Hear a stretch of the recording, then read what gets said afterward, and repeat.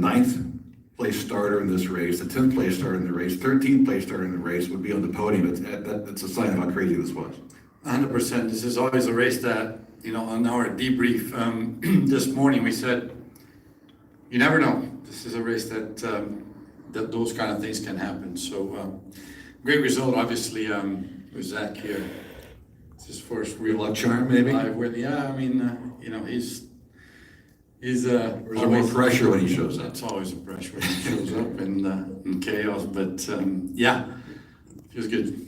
Congratulations. All right, we'll open up for questions for TK. Let's start here with Bruce, and then Nathan after that, Melissa, and then Bob. Go ahead, Bruce. Tony, few times has a strategy worked so well to be able to just come in, get rid of the green tires, and then caution right on the next lap. So just, how did you guys devise that strategy? And when he nailed it and the crew nailed it like that, did you think, hey, this is gonna work out real good for us? I mean, a strategy wouldn't go without a team to perform on the pit stop and a driver that can actually pass some cars. You saw how aggressive he was on that restart. So for a strategy to work, you cannot only depend on luck. So we talked about a few strategies last night, and this was one of them, but everything had to be well executed, and it was, when he pulled it off, I was still holding my breath. I'm not a very good spectator, to be fair. 15 laps to go, I could not stop pacing around, but yeah, it worked out pretty good. And also, by far, Arrow McLaren was the most popular team in Toronto. You just walk out into the paddock and there's mobs around your area all weekend. And to suddenly be on a team that popular in Canada, just how great of an experience was that to deliver a win for all those fans? I mean, we're here for the fans, right? My entire career, I always said that, but with Pato and Zach and the team, and also a brand like McLaren, it's hard not to be popular, so we have to keep the standard pretty high. So it feels good. Obviously, there's a lot of pressure on the entire team. There was a lot of ups and downs. I think we split strategies between all three cars. It hasn't been historically a good weekend for us here, which I didn't want to hear that coming in here. I was never that type of person. So we, as a team, I think we got together last night and I said, let's change that. Because I've heard you guys being around so many statistics in my life, even before I won the 500, that, this guy never won until this age, this and that. So I said, let's change that. And I don't know, I wanted to believe that's why I said that they won, but definitely not. Nathan. Tony, outside of the execution of pit stops and the way Pato raced today, as you were seeing this race come together, what did you feel like was the key moment from a strategy standpoint where what you guys were trying to do allowed all of the pieces to kind of fall into place? Was it that first yellow, or was there another moment that you felt like was really key for you? I think it was when he came off of the green tires and then on the restart just cleared the field. Then obviously a lot of people were wondering what was happening. I was getting texts, but then we knew we were in control. The thing is, it could have gone yellow again, and in a restart, you never know. Somebody can come and make a mistake, and so I think he was managing the gap pretty well, and just really controlling the cars behind. So I would say what the crucial part of that race is when he cleared all those guys being pretty aggressive and making those passes. That there set the tone, obviously, for the win. And winning on a track like Iowa, a place where Pato has won before, where this team has been strong, I imagine is one thing, but can you kind of explain or describe that satisfaction level of watching this team over the past week put together a car and Pato executing on track, the team that's just everything coming together to, as you said, prove those statistics and that history wrong that some folks have been mentioning? Yeah, I think my biggest challenge, Pato and I have, is to make everybody believe that no matter what, especially in IndyCar, every time you take the green flag, there is an opportunity. And I think that's been, well, we had a pretty good and intense meeting last night, and I said, we got to believe it. And they've, days like this, it makes a big difference in our people, and I think you give them an extra boost of confidence that we can do it, we can take the next step, and to me, that's what sometimes I have a hard time vocalizing, because I've been into very successful organizations. We're part of trying to build a really good one. So we use days like this to say, see, that's how we do it. So more important than the win and everything else, I think it's what we're trying to build here, to be able to not have a car winning 7 races and have us challenging that. So. Clearly, Pato Board also joins us, who led 30 of the 90 laps today, drive number 5, Aaron McLaren. Chevrolet, second win here in 2025, 9th career win, first in the streets of Toronto, and 3rd career win on a street circuit. Congratulations. It's a crazy race, right? Thank you. I like the sound of that. I was not expecting that coming into this weekend. Hats off to the boys and girls at our McLaren, also Team Chevy. We keep making our Sundays so much harder than what they have to be. Qualifying has been not our friend, but Sundays have been, and I feel like the gist of this year, for at least the 5 side, it feels like it's always a recovery Sunday. It's always been a recovery Sunday. We just keep fighting our way forward, and today it was honestly a very similar approach to what I had in Mid-Ohio. Like, we got hosed by just timing in that qualifying here. We've been struggling a bit on the alternate, which sadly is the one that you need to transfer. But I knew I had such a strong car on the preferred tire for the race, and I had a car that I could attack with. I had a car that I could really put it where I needed to, at least just to get by people. Like, we had to get really aggressive there at sometimes, and we had to get our elbows out a little bit if we want to keep this championship just somewhat of a conversation. So it's always good to feel that way, and that gives you that little extra edge to really be able to make these days come to fruition, really. So they did a great strategy, and then I made sure that was going to be the winning one. Congratulations. More questions for either one. Go ahead, Nathan, you already got the mic. Pato, you told us on Friday that the team brought something totally different package-wise to your car compared to what you guys had done before. I know you maybe won't get into specifics, but was whatever that was, did that have a noticeable impact on just your ability to perform and execute today? Yeah, like it's more of feeling like you have something that is somewhat consistent when you throw something random at it. Like, if you dive into the inside, if you take maybe a different line somewhere, like it's something that's not just gonna be like, screw you and lose 3 seconds, like that's a little bit of the consistency that we've always been trying to find, which in the race has always been better for us. In qualifying, it's been more of a theme of conversation. But that's basically what you need. Like, you need a car that you can attack with and that you can pass people, because I feel like you can't just always rely on strategy. Like, if we just relied on strategy today, I think maybe we would catch a whiff of a podium. But that's not enough. You need something to be able to really fight your way forward, especially if we're 10th, 15th, 12th. So it feels really good to earn it today. It really does, especially in a place that's been, a very tough weekend, basically every time we come here. So I'm really happy for everyone, happy for Chevy as well. Otherwise it was going to be a Honda. So yeah, I'm really pleased with today. What was the moment in this race where you felt like the pieces were starting to fall together and you realized you had a legitimate shot at winning this race? We had a great pit stop. That first pit stop, it was freaking awesome. The guys were great.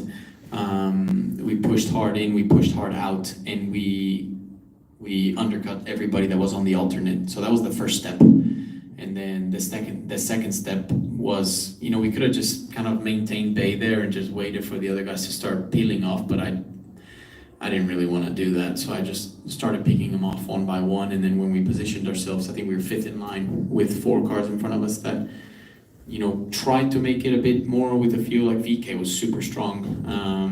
But that's why I said this. I need to be behind lead car, because it's a lot tougher if I was behind maybe Kiffin as well. I don't think I would have had the opportunity to overcut on BK. So it's just positioning myself to make it happen. Last question for me. Tony mentioned that you guys kind of in your post-qualifying strategy meeting that was, I don't know, tense or serious, or just there was a lot of emotion in there of trying to convince everyone that this was a race that you guys could come out and win despite the history there. Can you just tell us a little bit, take us inside the room a little bit and tell us a little bit about the emotions and maybe how that you feel like motivated the team to go and do what you all did up there today? I think it just, made us look at where, let's really see where we've been strong this weekend. And, these street courses, the two tires, at least in my experience this year, they've been so different. And I think you see it with some other cars as well that were so strong on the primes in practice 1, practice 2, but then you get to qualifying, which is the tire that you need to transfer with is the alternate. And it's such a small window, if any, basically. Like you have to be so perfect with how they want to get brought in, and then you replicate the same thing, and sometimes they're just one set is different to the other. There's really no other way to say it. The primes were all very consistent, but the alternate they're not. And it's so frustrating because you feel like I feel like I was best of the rest in practice. I feel like I was 3rd or 4th. The Andretti's were in another planet. And in qualifying, sadly, we weren't the best of the rest. Like we still struggled even more just to transfer to Q1. And I talked with my engineer after that meeting where I think it looked a lot worse than what that car actually felt, at least with what we're gonna need in the race. The problem was that's what ultimately opens doors to having better races, So then you really rely on having a strong car on Sunday. But I knew we had it, and I told them, man, as long as we have something to fight with, we're gonna be fine. And yeah, like I said, it was very reminiscing to what it felt like going into Mid-Ohio race. Obviously, we were stronger there. We were just unlucky in qualifying, but here we were starting 5 positions further. And I know the goal was to be in the top 10 for all 3 cars, but my engineer and I yesterday were talking. I was like, fuck a top 10 podium. Like we started 15th and did 5th in Mid-Ohio. Like, no, we can win. We can be on the podium, and we did that today. Yeah, Will, his engineer, texted me after the meeting because Zach and I mentioned that the goal was to finish with the 3 cars in the top 10. And Will texts me and says, I disagree with that because I think we have a better car than 10th. I said, well, Zach didn't say you guys should finish 10th. He put you first and the other 2 inside the top 10. So he crosses the finish line, and Will comes and looks at me and said, hey, prove us wrong every weekend and we'll be okay with it. Let's go with one more question for TK before we cut it loose. Tim, you got one? Yeah, Tim Marini, TSN, question for Tony. You had Zach here this weekend, just like you had mentioned. When you saw Pato carving his way through the field off of that lap 40 restart, what were you thinking? Were you nervous? Did you feel like there was a lot of pressure there? Me outside the car, I'm always going to be nervous. I'm still getting used to this spectator, but trust me, inside that team, looking the talent that we have and what this guy can do in a race car, was I worried? I was worried about things that we couldn't control. I knew he was in control. So to be fair, any race that you're leading and you're going for the lead, you're going to be nervous even if you're in the car. It's about how you control it. So I think I fake a lot more inside the car back in the day than I do outside. But yeah, it was just like, He was freaking out. yeah, pretty much. So I was just hopefully I was like sitting there and just being I mentioned that in Iowa, and my mom made so much fun of me, and then every time this happens I think about her because she could never watch my races, so it's I curse myself. Tony, congratulations. What the race really going to say. All right, more questions for Pato Award. Bob, you got the mic. Go ahead. So I assume Zach was standing there pumping his fists to the crowd and everything. What was it like to be able to celebrate with him in the attendance? Yeah, Zach's a superstar this weekend. He's never been at any of our wins, and he's been close at the 500. But he's never been at one of our wins, and I'm glad and I'm super happy that I can give him that first memory of his IndyCar team, at least first win being there in the flesh, and it's a pretty cool place to do it at. Kind of wish I would stay tonight and party. It's a nice city here, but I'm gonna go home. It's been a crazy four weeks, and we've got another one coming up. So yeah. When you're leading, is any part of you wondering, where is Alex and how many points am I cutting off? No, not really. I already saw it's only like 99. 120 to 99. I mean, it's a good chunk, but his good weekends are days like today. So we need to make sure that we continue to have days like today, and not just one, but a few. And I think we're gonna keep this conversation going until Nashville.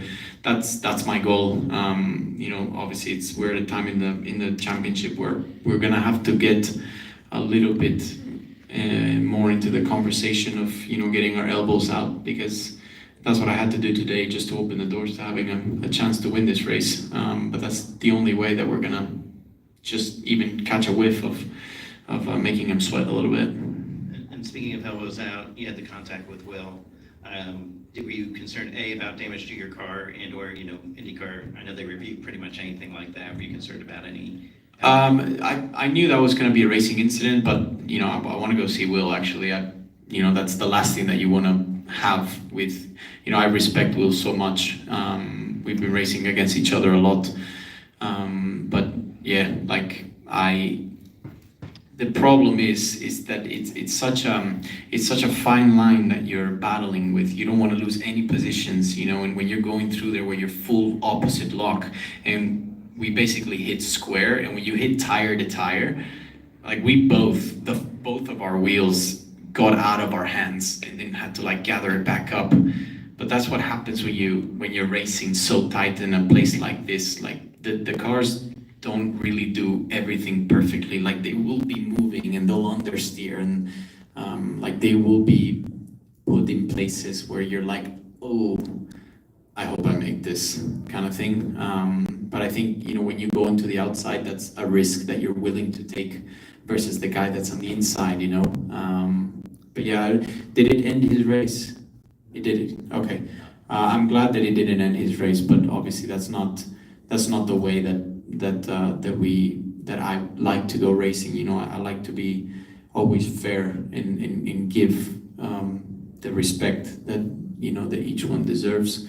And yeah, it got tight. It got really tight in a corner that's pretty much what you get if you go side by side. So yeah. Lost track of my microphone. Let's go to David Land here, same row. And I apologize ahead of time. We're not going to be able to get to everybody. We'll try to get to as many as we can, but we got to go. Go ahead, David. Pato, the narrative going into this weekend was that this was Arrow McLaren's most difficult track, even internally in the team, as both you and Tony have mentioned. So how important is it to conquer this track and win here? It is a big day. It's a very big day, and it feels pretty special in a place that has arguably been probably one of the biggest headaches every single year that we come here. So it just feels good. It's a really good feeling that we didn't just nail the strategy and get lucky, but we also had to earn our win today. It wasn't given to us, and we had the car to be able to do that. You mentioned how difficult this stretch of the season has been. Can you kind of put that into words, and what's your energy level going into Laguna? I feel good, man. I'm pretty good at being very selfish to the things that I want when I want, and I'm pretty firm when I don't agree with something. I either say no, I don't do it, and whatever. But yeah, my dad's the only one that's here this weekend, and I'm going home tonight to Texas to see my mom, my sister, and then I have to head to Laguna early to do some media day on Wednesdays early.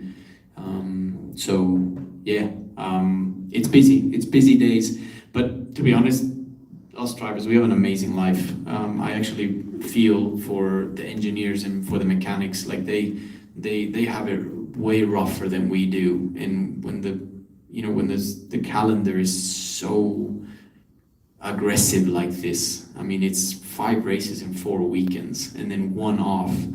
August is quite a bit better, but July is brutal, and to be fair, month of May is brutal as well. June really wasn't too many free weekends because we went testing. It's pretty much the same thing as going to a race weekend. So it's wearing. It's important for people to make time for themselves, and I hope that this keeps them going, as it's gonna keep me going. Like days like today are ultimately what pull you back anytime you have not even a bad day, but like lots of bad days, or a bad season. Like days like today is what you search for. All right, thanks, David. We got time for one more. Go ahead, sir. First, congratulations. Thank you. Why did you guys decide to stick with the strategy, even though you knew this race was changing very quickly and drastically too? Because that's the only way you make a strategy work. You can't be half-assing it, because then you're like, oh, well, we should have done this. No, make a decision, send it. And that's how you can put yourself in this position to maybe, even if it's not the easiest strategy to be a winning strategy or a podium strategy, you make it happen because you put yourself in that position. One other question in Espanol for our friends in Mexico. Just talk about your win. Claro, no, gran día, inesperado, pero no, una ganada que se va a disfrutar hoy en la noche, se siente bien.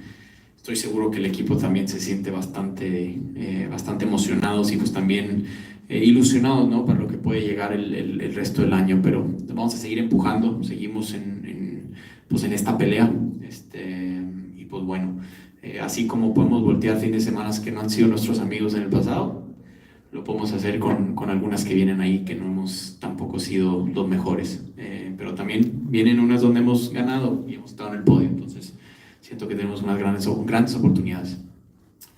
Congratulations. Got a couple more things here to wrap up, but congratulations, Padawan. Thank you very much. Streets of Detroit. Win number 9 with more to come. We'll see you in a couple days at WeatherTech Raceway, Laguna Seca. Thanks everyone for being here for a great weekend.